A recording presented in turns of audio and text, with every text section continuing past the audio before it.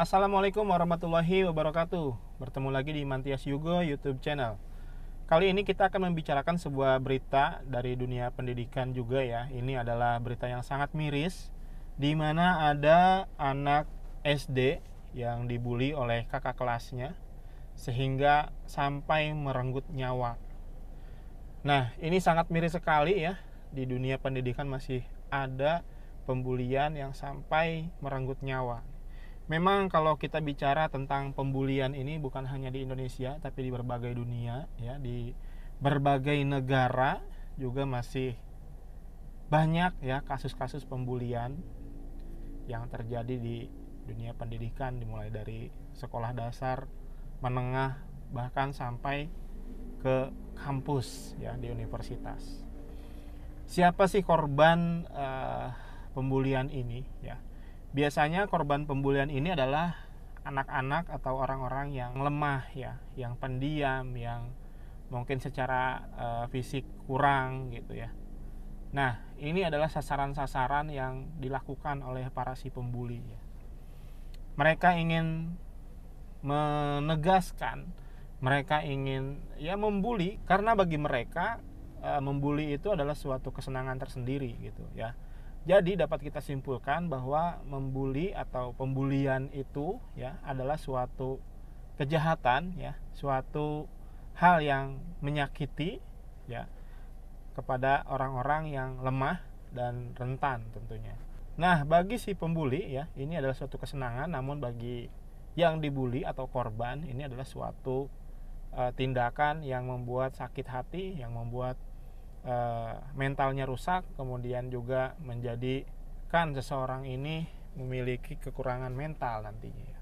Banyak yang dilakukan oleh sekolah-sekolah ya, pembinaan karakter dan lain sebagainya yang memang harus diikuti oleh anak-anak. Ya, ini salah satunya adalah untuk mengurangi salah satu penyebab terjadinya pembulian ya. Bahkan kita sering banget, saya juga sebagai guru ya, sering banget memanggil beberapa orang yang terlibat jika ada pembulian. Misalkan dalam suatu kelas ya, di sekolah dasar nih, ada pembulian dengan mengata-ngatai nama orang tua gitu ya, mengata-ngatai nama orang tua. Nah, ketika kita panggil anak yang membuli ini ya dia hanya menjawab bahwa ini hanya bercanda gitu, hanya bercanda gitu. Nah, bagi dia mungkin itu lucu, bagi dia mungkin itu bercanda, tapi bagi orang yang dibully tersebut itu sangat menyakitkan sekali ya. Apa dampaknya? Nah, apa dampaknya jika terus-menerus anak ini dibully ya? Apa dampaknya? Dampaknya banyak ya, ada jangka pendek dan jangka panjang. Yang pertama, dampaknya adalah jangka pendek ini anak akan merasa selalu takut ya, ketakutan, panik ya. Kemudian tidak bersemangat sekolah, tidak bersemangat untuk melakukan sesuatu yang dilakukan di kelas ya. Nah, ini juga tentunya akan berakibat pada pembelajaran anak tersebut ya. Kemudian jangka panjangnya ya, jika anak itu terus dibully dan kita membiarkan pembulian terjadi, wah ini sangat bahaya ya. Jadi bisa aja ke depannya anak tersebut akan kerusakan mental ya, secara psikologis anak tersebut akan rusak gitu. Dan di masa yang akan datang bisa jadi dia akan menaruh dendam. Nah, ini juga berbahaya. Kemudian ada yang lebih parah ya, yang mungkin di beberapa peristiwa di Indonesia maupun di luar negeri ya, di negara-negara yang lain, banyak juga akibat dibully itu saking tidak kuatnya ia sampai bunuh diri gitu. Nah, ini jangan sampai terjadi. Jadi dari berita yang tadi awal kita lihat ya, ini sangat miris sekali, sangat waduh, saya sebagai guru di SD gitu ya, mendengar, melihat berita ini, wah rasanya benar-benar udah bingung gitu. Karena saya juga merasakan sebagai gurunya, mungkin secara tindakan program di sekolah, ya, itu pastilah yang namanya sekolah itu tidak membenarkan sama sekali yang namanya pembulian. Pasti yang namanya guru memberikan informasi, memberikan nasihat bahwa pembulian itu tidak baik dan tidak boleh dilakukan gitu. Namun sayangnya diduga peristiwa ini terjadi di sekolah, ya, yang kemudian saya berpikir, ya, bagaimana itu bisa terjadi, ya, karena diduga atau saya membaca beritanya itu 2 hari berturut-turut gitu. 2 hari berturut-turut, kemudian melaporkan ke kakek, dan kakek meminta pertanggungjawaban ke sekolah dan juga orang tua si pelaku ini. Ini sangat miris, benar-benar sangat miris, apalagi terjadi di sekolah dasar gitu, yang seharusnya anak SD itu masih guyub, rukun, ya sampai kapanpun harus guyub dan rukun gitu, apalagi di sekolah tempat menuntut ilmu gitu. Intinya pada peristiwa ini yang saya pikirkan adalah bagaimana bisa di sekolah pembulian tersebut terjadi berturut-turut tapi tidak ada yang melaporkan gitu. Sebagai guru saya berpikir dari mana anak ini bisa mendapat inisiatif gitu sampai membuli dengan begitu parahnya kepada korban, ya. Apakah dari tontonan ataukah dari lingkungan? Ya banyak faktor yang bisa menyebabkan anak ini berani berbuat seperti itu gitu. Ya. Kita sebagai guru teman-teman, memang nasihat yang selalu kita berikan tiap hari, ya, bahkan mungkin kalau itu anak ditanya pasti bosan banget mendengar nasihat dari guru gitu. Nah, kita yang sudah berbusa-busa menasihati anak aja masih ada kejadian yang seperti ini gitu. Bagaimana kita mendidik dengan tidak ada nasihat sama sekali, ya.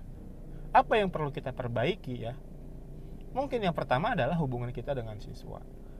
Ya, kita harus tahu saat istirahat ini anak mainnya di mana dan kemana. Harus juga ada pembatasan gitu. Apalagi ini terjadi di sekolah. Betul-betul kalau di SD itu saya merasakan sendiri. Saya juga melakukannya. Saya harus tahu anak saya istirahat di mana gitu. Bahkan sering saya berikan pembatasan gitu. Jangan sampai anak ini keluar dari area sekolah yang terlalu jauh, ya. Bahkan jajan yang di luar sekolah aja kita batasi gitu. Dan jangan sampai tidak kembali saat bel istirahat selesai atau harus kembali ke kelas pada saatnya, ya dia harus kembali. Nah, pembatasan itu harus dilakukan karena guru harus memantau, ya. Harus memantau. Kemudian saat pulang, jangan biarkan dia mampir ke sana ke sini. Kecuali sudah sama orang tuanya, ya. Kalau misalkan sudah dijemput sama orang tuanya, ya silahkan itu orang tuanya yang mendampingi. Tapi kalau kita tahu dia mampir ke sana ke sini, lebih baik kita larang. Ya, kita larang dan arahkan harus pulang langsung ke rumah. Kita tidak tahu dan itu tidak terpantau oleh guru. Jadi arahkan anak ini harus pulang. Ya. Bahkan sekarang zaman sudah canggih, ya, menginformasikan sesuatu itu di grup WhatsApp udah sangat efektif sekali gitu.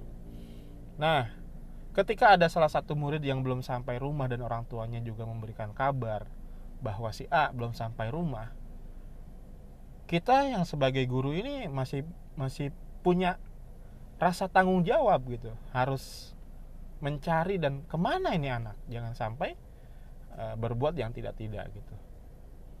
Dan kita juga khawatirnya takut terjadi yang lain, ya. Dia mungkin anaknya baik-baik saja, tapi kita tidak tahu ada orang yang berniat jahat kepada dia gitu. Artinya kita harus tahu anak itu di mana adanya.